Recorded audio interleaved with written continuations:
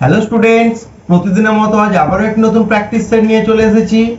আজকের এই প্র্যাকটিস সেটে বাছাই করা যে সমস্ত প্রশ্নগুলি রয়েছে সেগুলি সমস্ত স্টেট লেভেল এবং সমস্ত সেন্ট্রাল লেভেল, বিশেষত আরআরবি এনটিপিসি এবং আরআরবি গ্রুপ ডি এক্সামে কিন্তু হেল্পফুল হবে।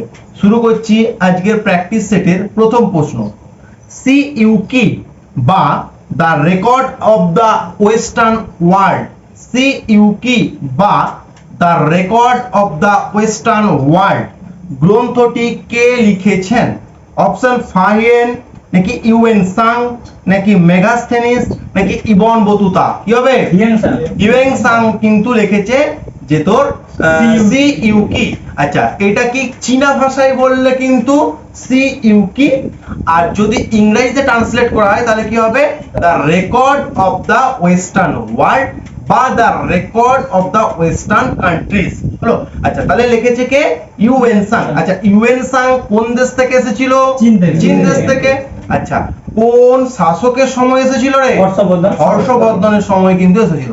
আচ্ছা, হর্ষবর্ধন কোন বংশের রাজা? পুষ্যভূতি বংশের কিন্তু রাজা। আচ্ছা, ফার্স্ট অপশনে ছিল ফাহিয়েন। ফাহিয়েন কার সময় এসেছিল? দ্বিতীয় চন্দ্রগুপ্তের সময় এসেছিল। আচ্ছা, ফাহিয়েন কোন দেশ থেকে এসেছিল? চীন দেশ থেকে। আচ্ছা, ফাহিয়েনের লেখা বিখ্যাত গ্রন্থের নাম কি? ফোকুওকিং। আচ্ছা, মেগাস্থেনিস কার সময় এসেছিল? চন্দ্রগুপ্ত মৌর্যের সময় এসেছিল। আচ্ছা, কোথা থেকে এসেছিল? গ্রিস থেকে। আচ্ছা, মেগাস্থেনিসের লেখা বিখ্যাত গ্রন্থের নাম কি? ইন্ডিকা হচ্ছে কি না মেগাস্থেনিসের লেখা বিখ্যাত গ্রন্থ। আচ্ছা, ইবন বতুতা কার সময় এসেছিল? মোহাম্মদ বিন তুগলকের সময় এসেছিল। আচ্ছা, কোথা থেকে এসেছিল? মরক্কো থেকে এসেছিল কিন্তু। আচ্ছা, আর তার লেখা একটা বিখ্যাত গ্রন্থের নাম কিতাবুল রেহলা। আমি চারজনই তার একবার বলে দিই, চারটে বই আবার বলে দিচ্ছি। ফাহিয়েনের লেখা বই ফোকুওকিং। আচ্ছা, ইউএন সাং এর লেখা হচ্ছে সিইউ কি। আচ্ছা, মেগাস্থেনিসের লেখা কি? ইন্ডিকা। আর ইবন বতুতার লেখা বইটা হচ্ছে কি না তোর কিতাবুল রেহলা হলো। নেক্সট প্রশ্ন, মেসোপজের ওপরের কোন স্তরটিতে উচ্চতা বৃদ্ধির সাথে সাথে উষ্ণতা বাড়তে থাকে? মেসোপজের ওপরের কোন স্তরটিতে উচ্চতা বাড়ার সাথে সাথে কি উষ্ণতাও কিন্তু বৃদ্ধি পায়? অপশন ট্রপোস্ফিয়ার, নাকি স্ট্র্যাটোস্ফিয়ার, নাকি মেসোস্ফিয়ার, নাকি থার্মোস্ফিয়ার? কি হবে? থার্মোস্ফিয়ার। তাহলে কি বলছে? মেসোপজের উপরে। তাহলে আমরা জেনেছি কি যে মেসোস্ফিয়ারের সর্ব উপরে কি রয়েছে? মেসোপজ রয়েছে। আচ্ছা, তারপরে কোন স্তরটা রয়েছে? থার্মোস্ফিয়ার। তাহলে মেসোপজের উপরে কোন স্তর রয়েছে? থার্মোস্ফিয়ার। এবং থার্মোস্ফিয়ারে কি হয় না যত উচ্চতা বাড়বে তত উষ্ণতাও কি বৃদ্ধি পাবে, তাই তো? এবং এই থার্মোস্ফিয়ারটাই হচ্ছে বায়ুমণ্ডলের যতগুলো স্তর রয়েছে তার মধ্যে কি সবথেকে উষ্ণতম স্তর। আচ্ছা, যদি বলা হয় শীতলতম স্তর কোনটা? মেসোস্ফিয়ার। আচ্ছা, ট্রপোস্ফিয়ার যদি বলা হয় আমরা কোন স্তরে বসবাস করি? আমরা ট্রপোস্ফিয়ারে বসবাস করি। আচ্ছা, জেট বিমান কোন স্তরের মধ্যে দিয়ে যায়? স্ট্র্যাটোস্ফিয়ারের মধ্যে দিয়ে যায় হলো। আর থার্মোস্ফিয়ারের অপর নাম হচ্ছে আয়নোস্ফিয়ার। হ্যাঁ। আচ্ছা, নেক্সট প্রশ্ন, ভূপৃষ্ঠের রুক্ষতা বৃদ্ধি পেলে ঘর্ষণ বল কিরূপ পরিবর্তন হবে? ভূপৃষ্ঠের রুক্ষতা বৃদ্ধি পেলে ঘর্ষণ বল কিরূপ পরিবর্তন হবে? অপশন বলছে অপরিবর্তিত থাকবে, নাকি বৃদ্ধি পাবে, নাকি হ্রাস পাবে, নাকি প্রথমে বৃদ্ধি এবং পরে হ্রাস পাবে? কি হবে? বৃদ্ধি পাবে। ঘর্ষণ বল বৃদ্ধি পাবে তখনই যদি যে পৃষ্ঠের ওপর কাজটা হচ্ছে সেই পৃষ্ঠটা যদি কি রুক্ষতাটা বেশি হয়। ধর একটা স্থানের ওপর যদি আমি একটা ভারী জিনিসকে টেনে আনি, তার মাথায় রাখবি ঘর্ষণ বল বেশি মানে আমাকে টেনে আনতে বেশি কষ্ট করতে হবে। ঘর্ষণ বল কম মানে কি আমাকে টেনে আনতে কম কষ্ট হবে। আচ্ছা, যদি ধর একটা স্থানের ওপর কোনো একটা জিনিসকে আমি টেনে নিয়ে যাচ্ছি, এটা কিন্তু সহজেই টেনে নিয়ে যেতে পারবো। কিন্তু ওটাকে যদি একটা মাটির ওপর টেনে আনতে হয় কিন্তু আমাকে আরো বেশি বল প্রয়োগ করতে হবে, তাই তো? তার মানে কি না সেখানে কিন্তু ঘর্ষণ বলটা বেশি মাটির ক্ষেত্রে, আর সানের ক্ষেত্রে কি ঘর্ষণ বলটা কম। কেন ঘর্ষণ বলটা কম? না সানের উপরিভাগটা কি মসৃণ প্রকৃতির, অর্থাৎ রুক্ষতা খুব কম, আর মাটিটায় কি না তার যে উপরিভাগটা অমসৃণ এবং তার রুক্ষতাটা কি বেশি। তাহলে রুক্ষতা কিন্তু বেশি পেলে, ভূমিভাগে রুক্ষতা বেশি পেলে কি হবে? তার ঘর্ষণ বল কিন্তু বৃদ্ধি পাবে। আচ্ছা, ঘর্ষণ বল কি না কোনো আমরা যেদিকে বলটা প্রয়োগ করছি তার বিপরীতে যে বল ক্রিয়া করে তাকে বলা হয় ঘর্ষণ বল বা ফ্রিকশনাল ফোর্স। আচ্ছা, এই ঘর্ষণ বল কমানোর জন্য যে সমস্ত পদার্থ ইউজ করা হয় তাকে বলা হবে লুব্রিকেন্ট পদার্থ। তাহলে ঘর্ষণ বল কম করার জন্য যে পদার্থ ব্যবহার করা হয় তাকে বলা হবে লুব্রিকেন্ট পদার্থ। আচ্ছা, ঘর্ষণ বলটি কি? একটি স্পর্শ বল। কি বল? একটি স্পর্শ বল। আচ্ছা, ঘর্ষণ বল কিন্তু যে স্তরের উপর হচ্ছে সেই স্তরের প্রকৃতির উপর কিন্তু ডিপেন্ড করে। হলো? আচ্ছা, নেক্সট প্রশ্ন, কেলুচরণ মহাপাত্র কোন শাস্ত্রীয় নৃত্যের সাথে যুক্ত? কেলুচরণ মহাপাত্র কোন শাস্ত্রীয় নৃত্যের সাথে যুক্ত? অপশন বলছে ভারতনাট্যম, নাকি মণিপুরি, নাকি ওডিসি, নাকি কথাকলি। কি হবে? ওডিসি। আচ্ছা, ওডিসি নৃত্যের সাথে কে কে যুক্ত রয়েছে? কালীচরণ মহাপাত্র, আচ্ছা কেলুচরণ, সংযুক্তা পানিগ্রাহী, প্রিয়ঙ্গদা মহান্তি, সোনাল মানসিং, ডোনা গাঙ্গুলি, ইন্দ্রাণী রহমান, মিনতি দাস, আর হচ্ছে মাধবী মুদগল। এগুলো সব কিন্তু ওডিসি নৃত্যের সাথে যুক্ত। আচ্ছা, আর কি ছিল না ভারতনাট্যম। ভারতনাট্যমের সাথে যুক্ত কে কে আছে? রুক্মিণী দেবী, টি বালা সরস্বতী, পদ্মা সুব্রমণিয়াম। এগুলো কি সব ভারতনাট্যমের সাথে কিন্তু যুক্ত। আচ্ছা, মণিপুরী নৃত্যের সাথে কে কে যুক্ত? গুরু বিপিন সিং আর জাভেরি সিস্টার।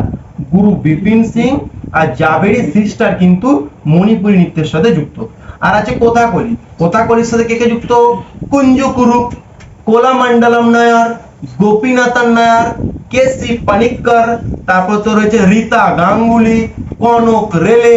এগুলো সব কিন্তু কথাকলি নৃত্যের সাথে যুক্ত। আচ্ছা, কথাকলি কোন স্টেটে দেখা যায়? আমাদের কেরালার কোথায়? কেরালাতে কিন্তু কথাকলি দেখা যায়। আচ্ছা, কেরালাতে কথাকলি ছাড়া আরেকটা শাস্ত্রীয় নৃত্য দেখা যায়, সেটা কি? মোহিনীঅট্টম। মোহিনীঅট্টম হচ্ছে কিন্তু কেরালাতে দেখা যায়। তাহলে কেরালাতে দুটো ক্লাসিক্যাল ড্যান্স রয়েছে, একটা হচ্ছে মোহিনীঅট্টম আর একটা হচ্ছে কি তোর কথাকলি। আচ্ছা, তোর ভারতনাট্যম কোন স্টেটে দেখা যায়? তামিলনাড়ুতে দেখা যায়। আচ্ছা, মণিপুর কোথায় দেখা যায়? মণিপুরিটা মণিপুরে দেখা যায়। আর ওডিসিটা দেখা যায় ওড়িশাতে দেখা যায়। হলো? আচ্ছা, নেক্সট প্রশ্ন, উদ্যানবিদ্যার কোন শাখায় শাকসবজির উৎপাদন, সঞ্চয়, বাজারজাতকরণ নিয়ে আলোচনা করা হয়? উদ্যানবিদ্যার কোন শাখায় শাকসবজির উৎপাদন, সঞ্চয় এবং বাজারজাতকরণ নিয়ে কিন্তু আলোচনা করা হয়? অপশন বলছে পোমাম কালচার, নাকি ওলেরি কালচার, নাকি এপিকালচার, নাকি ভিটিকালচার। কি হবে? ওলেরি কালচার। শাকসবজির চাষ যে উৎপাদন, এটা ওলেরি কালচার বলা হয়ে থাকে, বা বাণিজ্যিক উদ্দেশ্যে শাকসবজি চাষকে কি বলবো? ওলেরি কালচার। আচ্ছা, পোমাম কালচার ছিল। পোমাম কালচার মানে কি? ফল চাষকে বলা হয় পোমাম কালচার। আচ্ছা, এপিকালচার ছিল। এপিকালচার কি? মৌমাছি চাষকে বলা হবে এপিকালচার। আচ্ছা, ভিটিকালচার ছিল। ভিটিকালচার কি? আঙুর চাষ। আচ্ছা, সেরিকালচার। সেরিকালচার মানে কি? রেশম চাষ। আচ্ছা, যদি বলে পিসিকালচার কি? মৌমাছি তো এপিকালচার হলো তো। পিসিকালচার মানে মৎস্য বা মাছ। হলো? আচ্ছা, নেক্সট প্রশ্ন, নিম্নলিখিত কোন বল সর্বদা আকর্ষণ করে?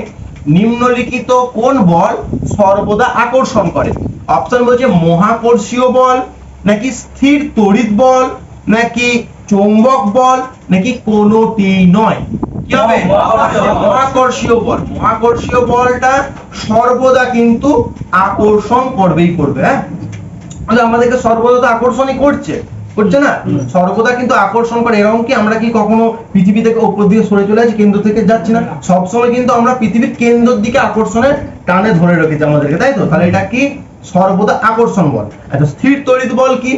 এক্সাম্পল দি, ধর পেনের একটি পেনকে মাথায় ঘষার পর কতগুলো কাগজ টুকরো দিয়ে যদি করা হয়, দেখবি সেটা হচ্ছে টাচ মানে চিটে যায়, তাই তো? তাহলে এটা হচ্ছে স্থির তড়িৎ বলের একটি কিন্তু উদাহরণ। আচ্ছা, এটা যে সব সময় এটা কেন হয়ে থাকে না, ভিন্ন আদান তৈরি হয়।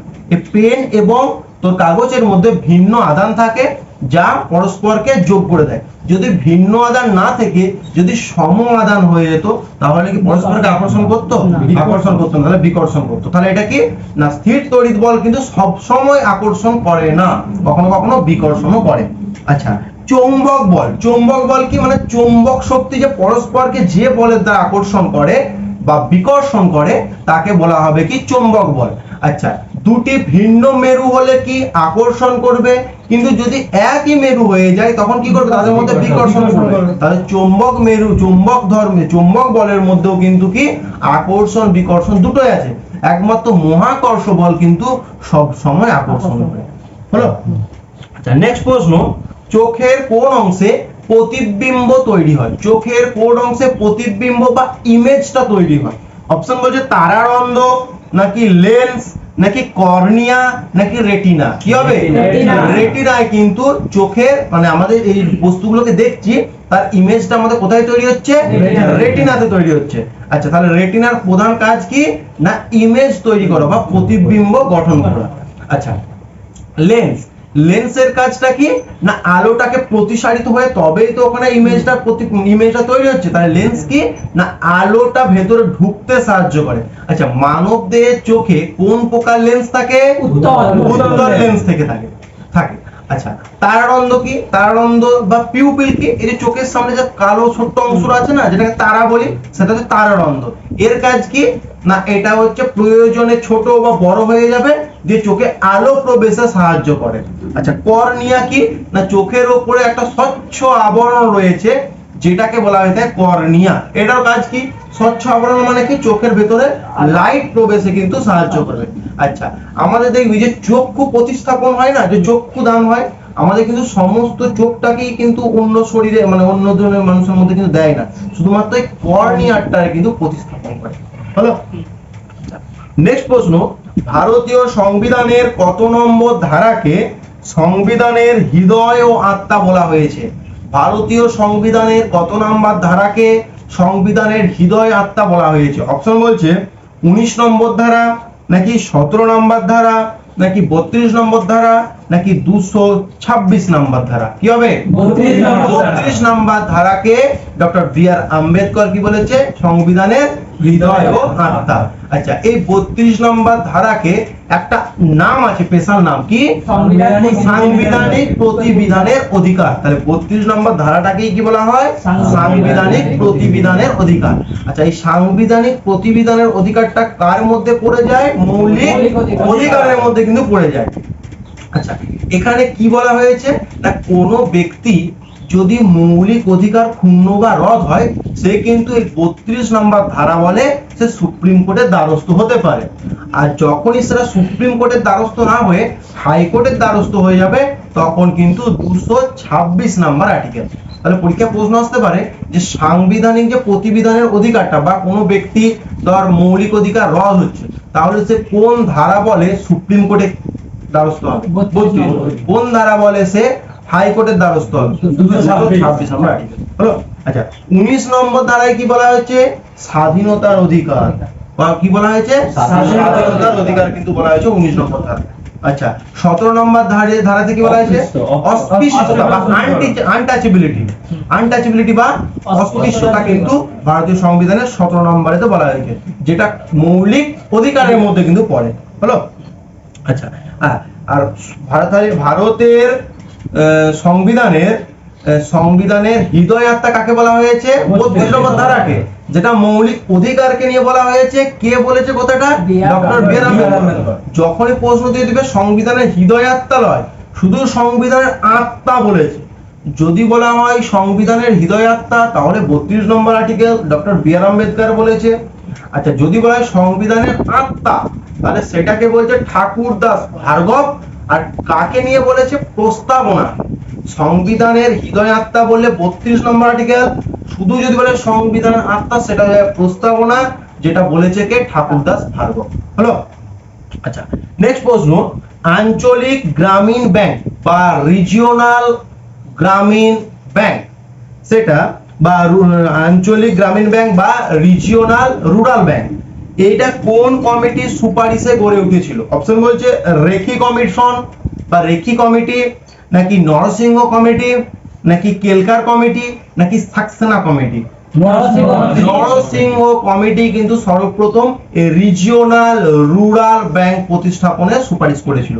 আচ্ছা, কোন আইনে সুপারিশ করা হয়েছিল বা কোন আইনে করা হয়েছিল? না, তোর rural regional rural bank act 1976, এই অ্যাক্টের মাধ্যমে কিন্তু করা হয়েছিল। আচ্ছা, আর তোর সর্বপ্রথম যে রুরাল ব্যাংকটা রয়েছে তার নাম কি? প্রথমা। সর্বপ্রথম কিন্তু ভারতে যে আঞ্চলিক গ্রামীণ ব্যাংক, সেটা হচ্ছে প্রথমা, যেটা উত্তরপ্রদেশের মোরাদাবাদে কিন্তু অবস্থিত। আচ্ছা, এর উদ্দেশ্য কি? মেইনলি এই প্রাথমিক যে অর্থনৈতিক ক্রিয়াকলাপগুলো রয়েছে তার সাথে কিন্তু মানে সহায়তা করার জন্য কিন্তু মেইনলি এই ব্যাংকটা তৈরি হয়েছিল। আচ্ছা, রেখি কমিটি কিসের সাথে যুক্ত? পরোক্ষ কর বিষয়ক। আচ্ছা, প্রত্যক্ষ যখনই বলে দিবে তখনই কি হয়ে যাবে? কেলকার, তাই তো? না ভুলে যাচ্ছি? আচ্ছা, তাহলে পরোক্ষ বললে কি? তো রেখি, আর প্রত্যক্ষ হচ্ছে কেলকার। আর আছে সাক্সেনা কমিটিটা কি? না তোর এই আর যে দরিদ্র সীমার যে নিচে বসবাস করছে এই সমস্ত বিষয়গুলোকে চিহ্নিত করাই হচ্ছে তোর এই তোর সাক্সেনা কমিটি মানে সুপারিশ করেছিল। আচ্ছা, প্রথমে আছে রেখি কমিটি। রেখি কমিটিটা কি? তোর পরোক্ষ কর বিষয় নিয়ে আলোচনা করেছিল। আর কেলকারটা কি? প্রত্যক্ষ কর নিয়ে আলোচনা করেছিল। আচ্ছা, আঞ্চলিক গ্রামীণ ব্যাংক, সেটা কোন কমিটি করেছিল? নরসিংহ কমিটি। আচ্ছা, এই আঞ্চলিক গ্রামীণ ব্যাংকটা কোন অ্যাক্টের মাধ্যমে এস্টাবলিশ হয়েছিল? না রিজিওনাল রুরাল ব্যাংক অ্যাক্ট তোর 1976, এই অ্যাক্টের মাধ্যমে কিন্তু তৈরি করা হয়েছিল। প্রথম আঞ্চলিক ব্যাংক, ভারতের প্রথম আঞ্চলিক গ্রামীণ ব্যাংক কোথায় গড়ে উঠেছিল? উত্তরপ্রদেশের মোরাদাবাদে। ব্যাংকটার নাম কি ছিল? প্রথমা ব্যাংক। হলো। আচ্ছা, আর কি ছিল? সাক্সেনা কমিটি। সাক্সেনা কমিটিটা কি? তোর যে আর্থিক যে দরিদ্র সীমার নিচে বসবাস করছে সেই মানুষজনদেরকে চিহ্নিত করা, দরিদ্র সীমার নিচে বসবাসকারী মানুষদের চিহ্নিত করাই কিন্তু এই সাক্সেনা কমিটির কাজ ছিল। হলো এবার? আচ্ছা, আজকের আলোচনার শেষ প্রশ্ন, যেটা হোমওয়ার্ক থাকছে, তোমরা কমেন্ট বক্সে আনসারটি জানাবে। প্রশ্নটি হলো, ভারতের কোন স্থানের পূর্ব নাম ছিল কামরূপ বা প্রাগ জ্যোতিষপুর? ভারতের কোন স্থানের পূর্ব নাম ছিল কামরূপ বা Pragjyotishpur? Option Assam, option B Mizoram, option C Delhi, option D Gujarat. সঠিক উত্তরটা তোমরা কমেন্ট বক্সে কমেন্ট করে জানাবে। আর আজকের আমাদের প্রশ্নের আলোচনা এবং প্রশ্নটা তোমাদের কেমন লাগলো সেটিও কমেন্ট বক্সে জানাবে। এই প্রশ্নটি যদি পিডিএফ তোমরা চাও তাহলে কিন্তু টেলিগ্রাম চ্যানেলে যুক্ত হতে পারো। আমি সেখানে এই প্রশ্নগুলি যে পিডিএফটা সেটা কিন্তু প্রোভাইড করে দেবো। দেখা হচ্ছে নতুন ভিডিওতে।